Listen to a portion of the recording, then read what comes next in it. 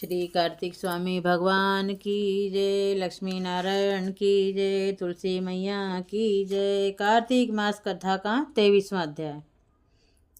नारद जी ने राजा पृथु से कहा, हे राजन, इसी कारण के उद्यापन में तुलसी की जड़ में भगवान विष्णु की पूजा की जाती है। तुलसी का मूल प्रदेश भगवान विष्णु को प्रसन्न करने वाला है। हे राजन, तुलसी का पौधा जिस घर में वर्तमान है वह घर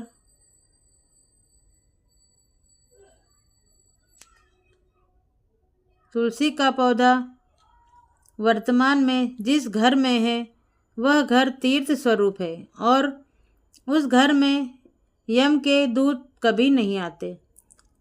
सब पापों का नाश करने वाला, अभिष्ट फल को देने वाला है।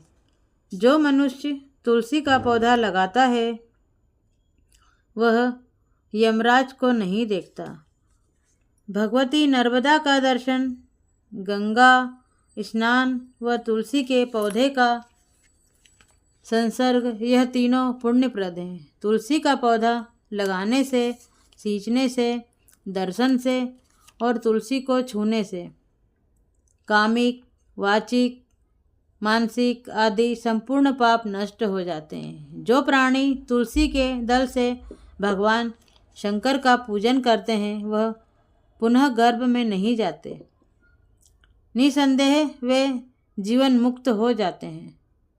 तुलसी के दल में पुष्कर आदि समस्त तीर्थ, गंगा आदि संपूर्ण नदियाँ और विष्णु प्रभृति सब देवता निवास करते हैं। तुलसी के साथ यानी तुलसी के पास जो अपना प्राण विसर्जन करता है वह चाहे कितना बड़ा पापी क्यों न हो, उसको यमराज नहीं देख सकते। हे राजन, जो लोग तुलसी के कारण तुलसी के काष्ठ का चंदन लगाते हैं वह सहज ही मोक्ष को प्राप्त हो जाते हैं। उनके द्वारा किए गए पाप भी उनके शरीर को स्पर्श नहीं कर पाते। हे राजन, जहाँ तुलसी के वन की छाया हो वहाँ पर पितरों के निमित्त दिया हुआ दान सर्वदा के लिए अक्षय होता है। हे राजन, आंवले के वृक्ष की छाया में जो प्राणी पिंड दान करते हैं उनके पितर यदि नरक की यातना भी भोग रहे हो तो भी मुक्त हो जाते हैं। सिर, हाथ, मुंह और देह में जो आंवले को धारण करते हैं उनका विष्णु रूप जानना चाहिए। आंवले के फल और तुलसी के दलों को पानी में मिलाकर जो प्राणी स्नान करते हैं उनको गंगा स्नान का फल मिलता है। जो मनुष्य आंवले के पत्तों और फलों से देवताओं का पूजन करते हैं उनको स्वर्णमणि और मोतियों द्वारा पूजन का फल मिलता है।